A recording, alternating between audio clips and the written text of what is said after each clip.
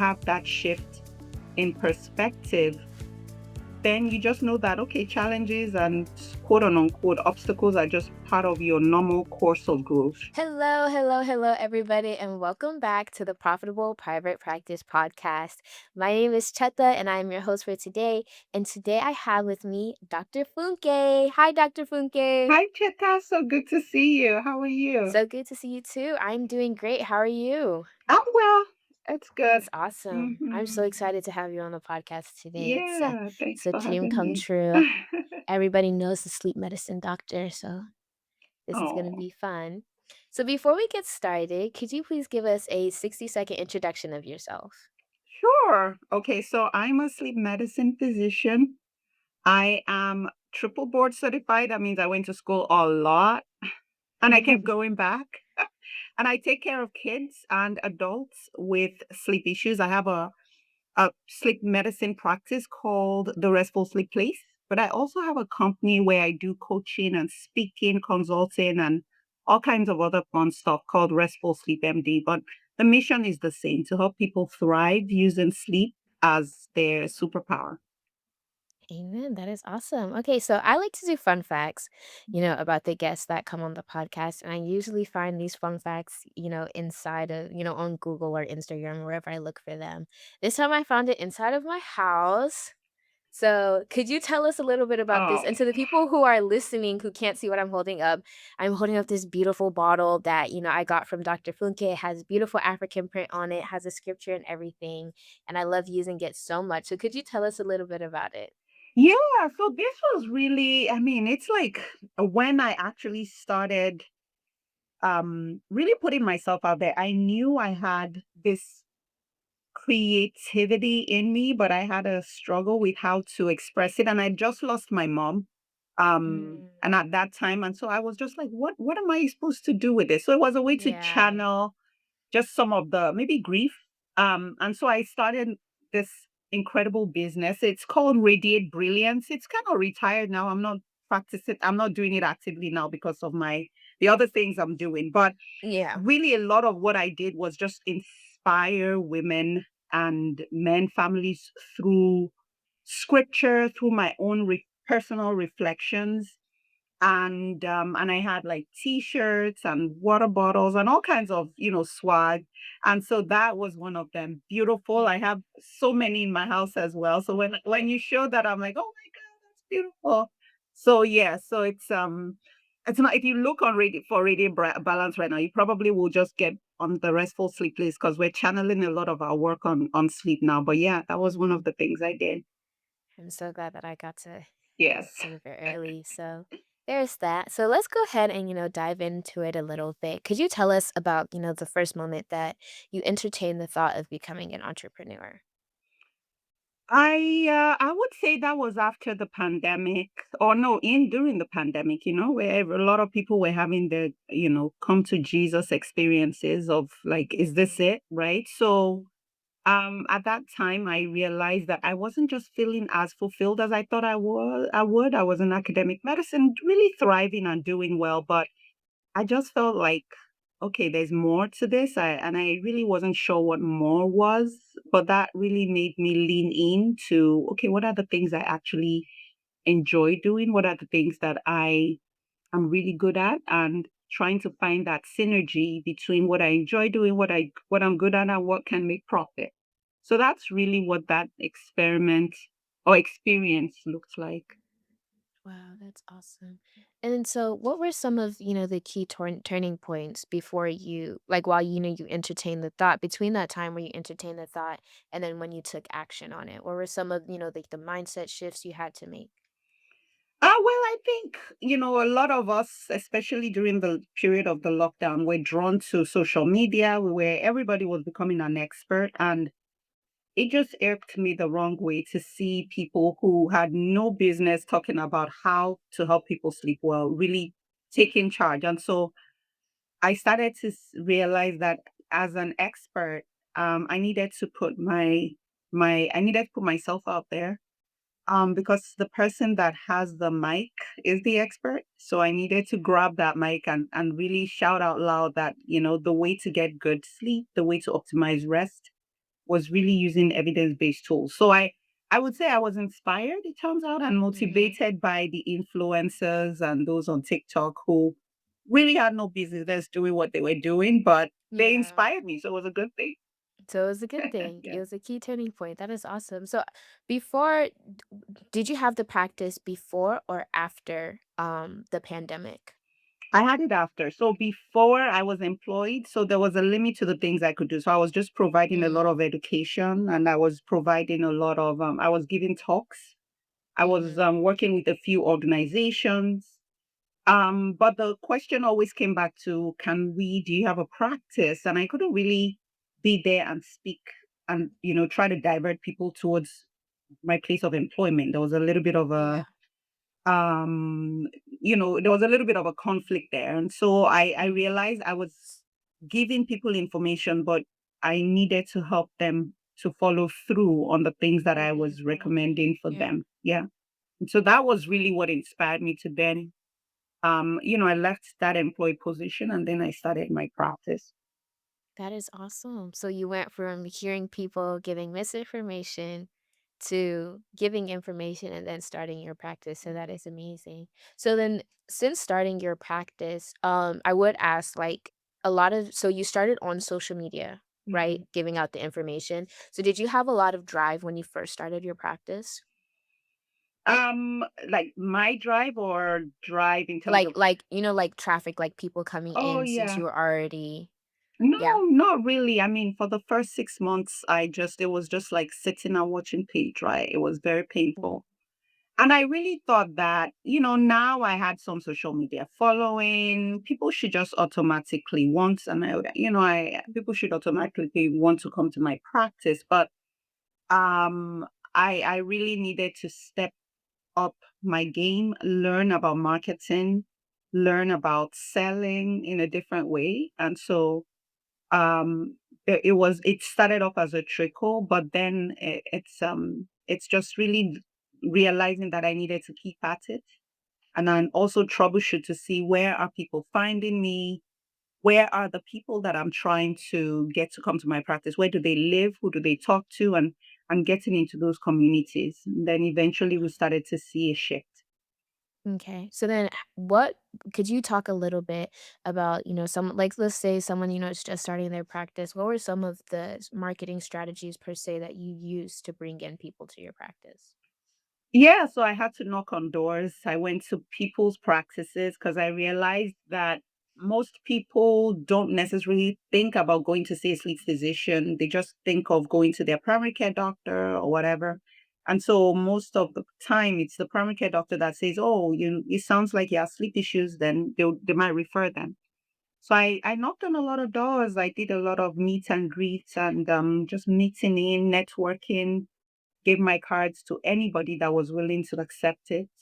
Attended a lot of networking events, and then I also served a lot on social media. So I think that's a great place. It's free marketing in that sense, but not really from a place of, oh, come and buy my stuff, but just to say, hey, you could try this. This is, some stuff that you could do. And from there they lean in and then, sometimes they seek out your services.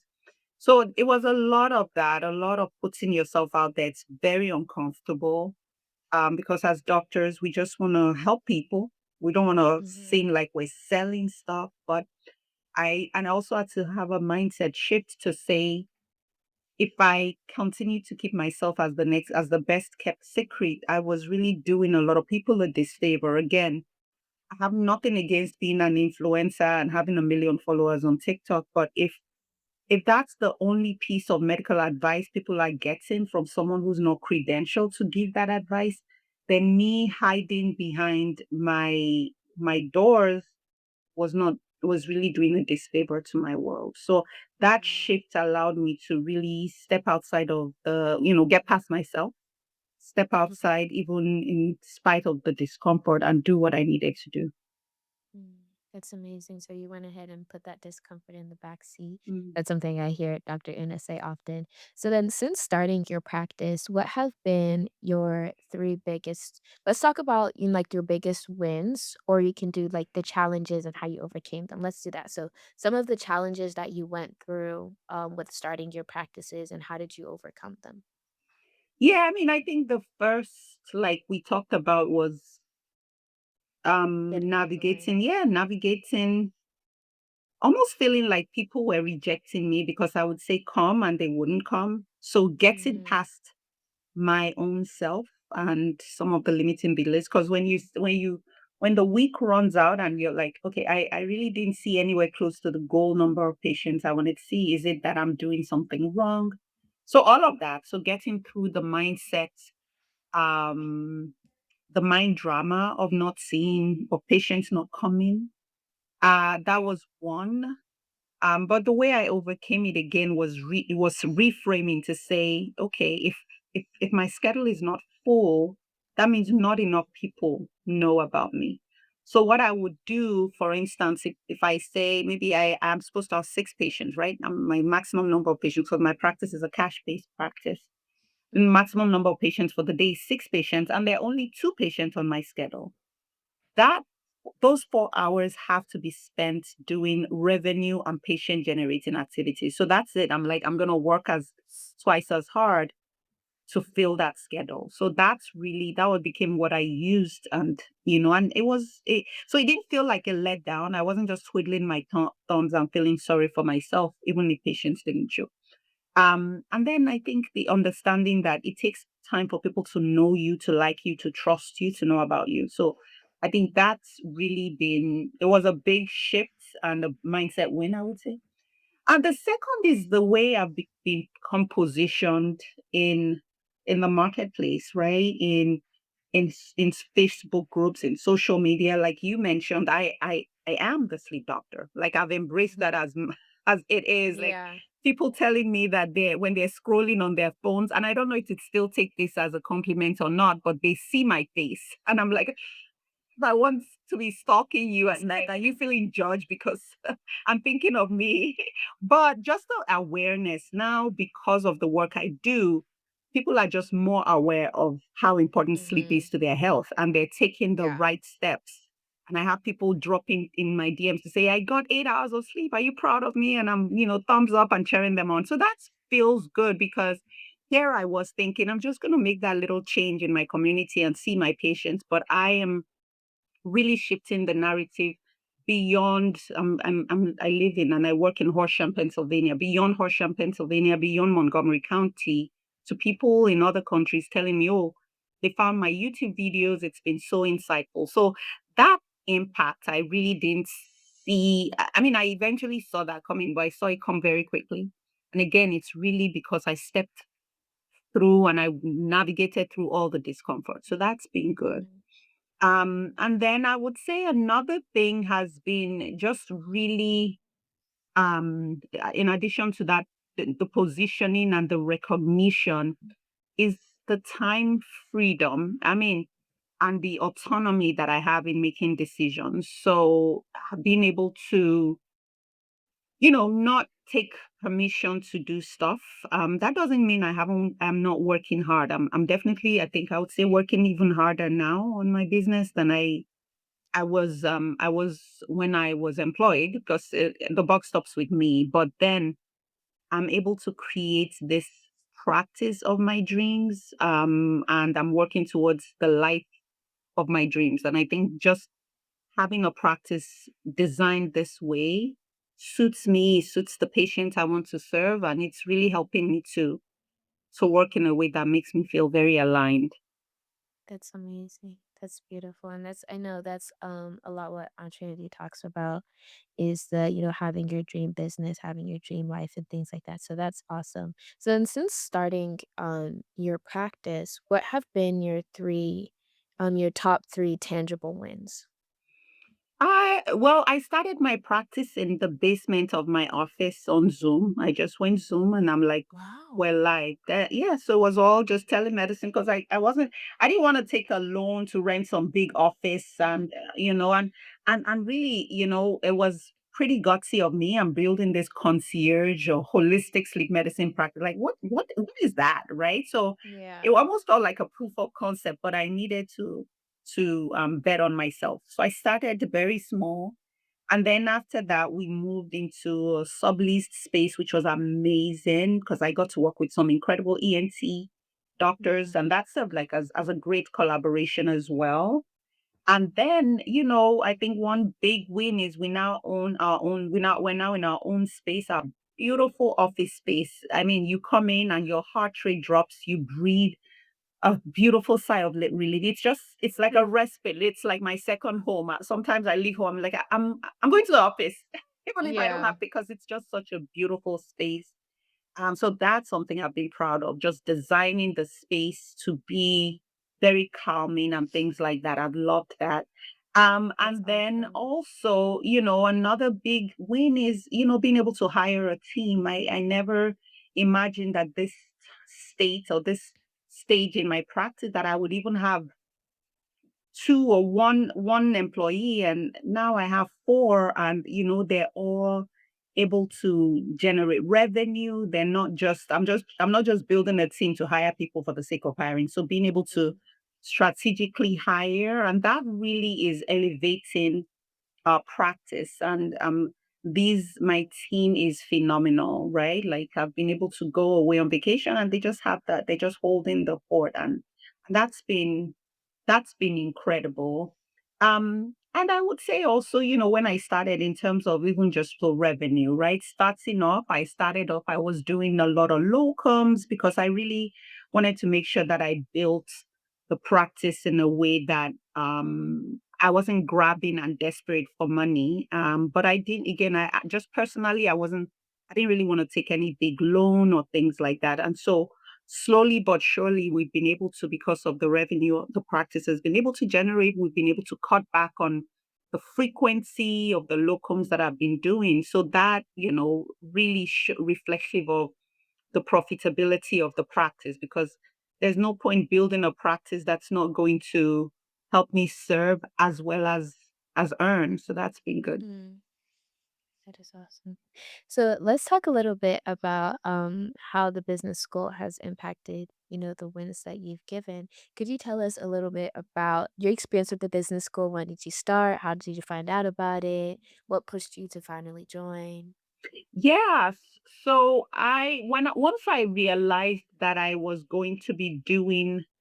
um I was really going all in on this. It was really almost like brand building initially, because I would say almost for the first 2 years of being in EBS, I was an employee, but I was just building my brand around sleep awareness and things like that. So when I knew I was going to need to go all in, I realized, one, I needed guidance because I had no clue how to run a business, whatever that looked like, whether as an entrepreneur or as somebody building a brand. So that was just something I knew, and I mean, it was there were no other options, because I knew that the track record with Entre MD in terms of helping physicians build their businesses in a profitable way and things. So I just knew without a doubt that this was the container that I needed to help me achieve my goals. So the question kind of just popped up in my head, but could you give us a little bit of the timeline of everything that happened? So I know you mentioned you started with the videos around COVID time and then it started fully. So could you give us like a breakdown of the timeline?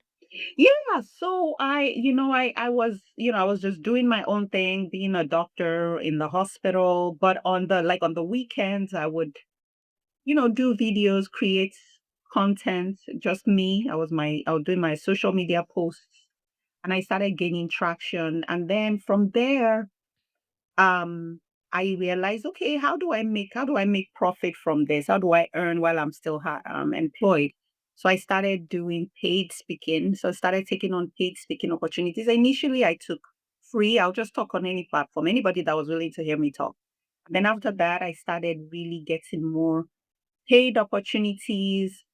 And so that was around when I joined EBS. So really being able to build my confidence in asking for what I was worth, what's your budget, and things like that. So But a lot of free talks had to come in first. And then after that, some paid speaking. And then I got some pretty big sized deals, which I did. And then I would say after about a year of doing that, I was just feeling a bit restricted because there's always when you're employed and nothing against being employed, but there's just a limit to which you can do without getting into conflict. So I realized in order to really grow what I was really looking to build, I would need to step away from my employee position. So that decision then became almost like inevitable. Um, and so I left my employed position in 2023. Yeah, 2023, like the middle of 2023. And then, about 6 months later, I started my practice in I think October of 2023. And so from there, started off with 1 day or 2 days a week. And then, before we now moved to right now, I see patients about 3.5 days a week. So that's really been, the journey. Yeah, I just wanted to get Mm, grasp it a little bit better. So yeah. thank you for that. And then so on the business school, I know people like to say that the business school is like an alternate reality. So what you're experiencing inside of the business school compared to, what other private practice physicians may be experiencing can be completely and totally different. So could you talk a little bit about your experience with that? Yeah. I mean, I feel like it was really being in the business school that I realized that the only person that would get in my way of living that life of my dreams or building the business of my dreams was me. Because um like Dr. Ona says, there's no, like, we don't live a life of regret or whatever it is. Like everything you go through, you learn from it, right? So you grow or you learn. So I and I think that's just been a key. So no matter what challenges I went through or obstacles in building my practice, it was never like an obstacle. It was just a growing opportunity. So when you have that shift in perspective, then you just know that, okay, challenges and quote unquote obstacles are just part of your normal course of growth. And I think that right there is the alternate reality because it's not as if those of us in the business school are not going through some challenges with our practice, like hiring somebody and then all of a sudden they leave, or you hire someone and realize that the wrong person, or you run a campaign and it fails. Like we go through all of that. A lot of people go through. You look at your schedule and it's empty. Well, every private practice owner goes through some version of that. But what differentiates us in the school is instead of sitting and wallowing in self-pity, you're like, what's the learning here? How was it that this week my schedule was empty? Could there have been things I did like 90 days ago that would have prevented this? So it becomes a learning Mhm. experience. And from there you Yeah. can sort of reassess and then, keep going. So I think that makes it so unique that even if there are challenges, it becomes a growth opportunity. Yeah. Wow, that is amazing. Turning Mhm. challenges into growth opportunities. And so, since joining the business school, what has been your favorite thing about it? I would say my favorite, so many favorite things. I would say the community has been amazing. I've made some very good friends, very good friends. I call them my sisters actually. So that's been amazing because it's just, these are people that have seen you at your highs of highs and your lows, and Mhm. um there's just so much safety there, right? So that's one. And then also, another thing that I love is the clarity I'm getting from what I'm learning, right? So learning more about how to sit in my value, which was a big thing, right? Because I mean, I talk about sleep in my sleep, like literally and figuratively. So but then to say, okay, will somebody pay me like X amount of money to help them? Like it just seems like something so easy, right? But being able to sit in Mhm. my value and look at the transformation I'm helping people get Oh my goodness, I learned that through the business school because I would do this for free naturally, right? I'm a doctor. So I think Yeah. that those are big for me. And being able to, lead. So my growth as a leader, I've learned to do that from the business school, how to lead my team, how to inspire them, how to delegate, how to let go of perfection, how to get them to, how to get them aligned with our mandate and our vision in the business. I think I've learned all of that. So just watching my own team actually grow has been amazing too. And I would say a lot of the things I learned, I'm definitely pouring into them as well. And I'm really seeing them light up and seeing them excited about selling and things like that. That's awesome. Mhm. I love hearing people talk about the EBS community. I think every single time actually that I ask and I'm like, so what's your favorite thing about joining the business school? Everybody says Yeah. the communities. Like everybody will be like, yes, I have, I found my family, I Yeah. found my sisters inside of the business school. And so that's just very amazing to hear, especially because sometimes I get to like sit back and Mm, kind of just watch everybody, especially like at events that happen and just see how like tight knit the community is, where it's a community of doctors that aren't necessarily like fighting each other to get to the top, mm-mm. but they're helping each other to get to Yeah. the top. So it's always a beautiful thing to watch.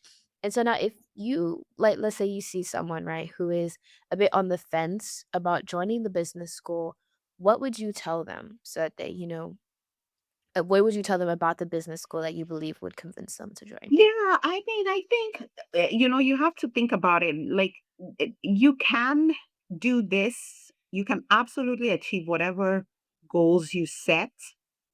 Um, but you can go faster if you're in the entree business school, especially if you're a physician, an entrepreneur. Like I joined and I didn't necessarily have some solid business idea. When I joined, I didn't know I was going to have a practice. I just joined to build my brand, Mhm. but you can actually get your dream refined if you're someone who's even trying to figure out what's the next step and things like that. And if you're already somebody who has a practice, maybe even you have a thriving practice, well, you're a unicorn. And in order to build sustainability, because we do see a lot of people who have successful practices, but it's coming at a cost.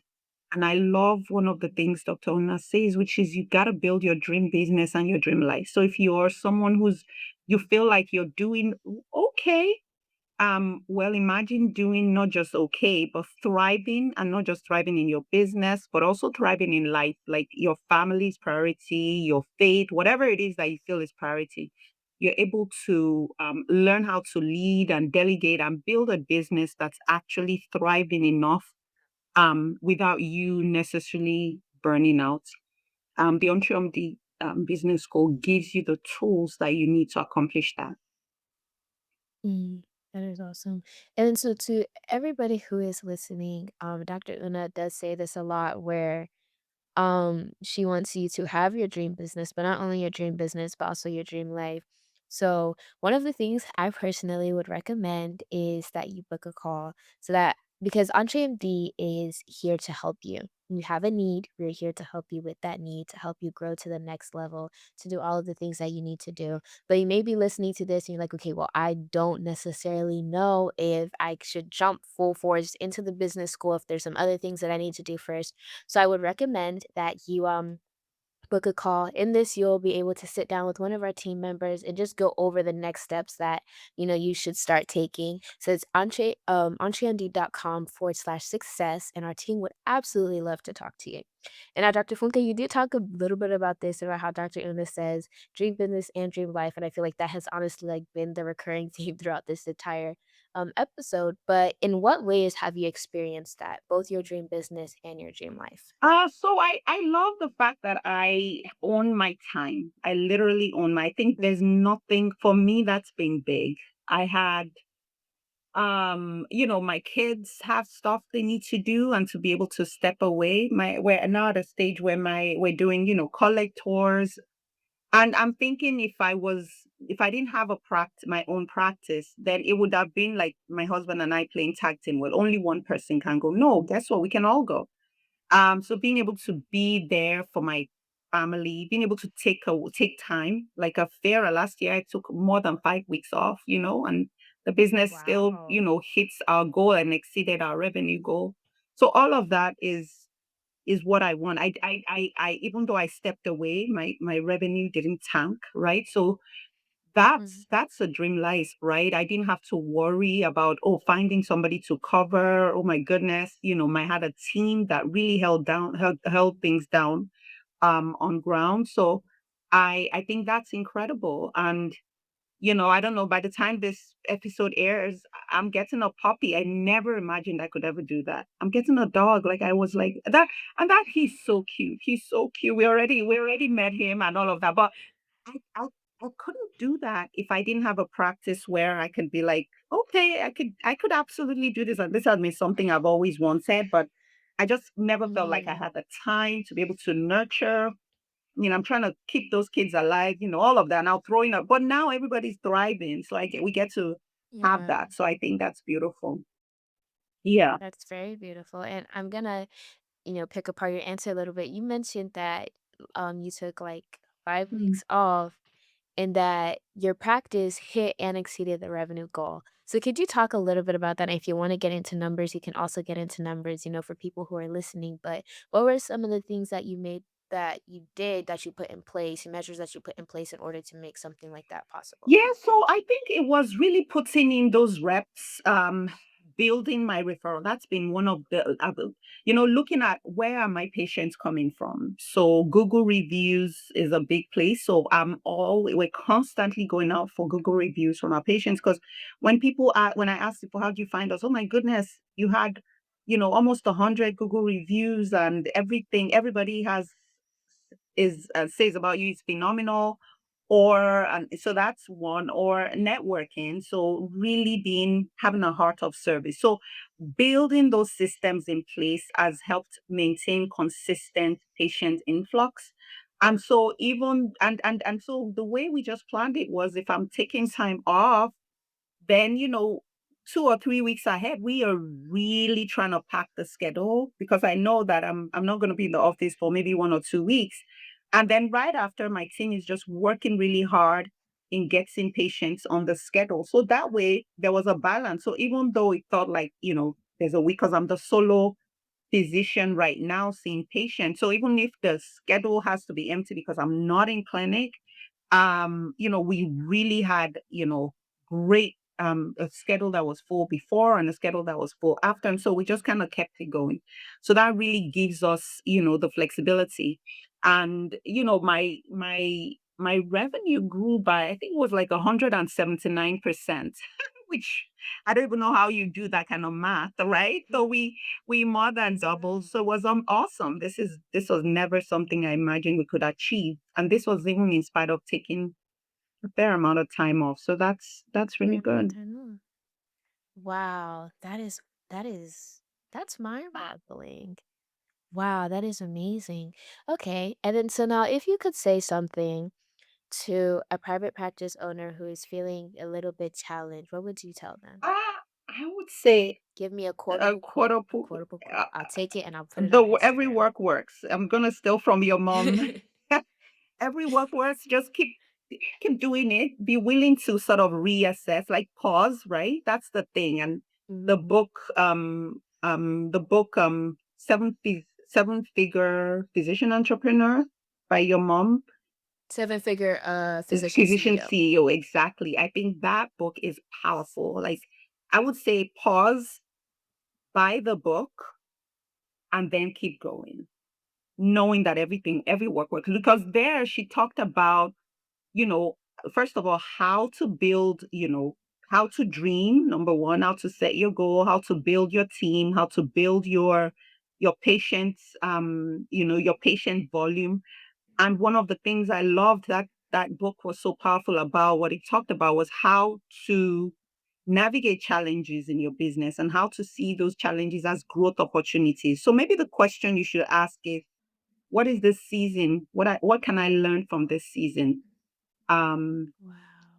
and make it a growth opportunity rather than something that makes you, yeah, it's hard. It's hard to go through things that make it, hard, that make it feel like what you're doing is not working. But But pause, get the book because, that's a whole episode if I want to break down everything I learned from that book and keep going.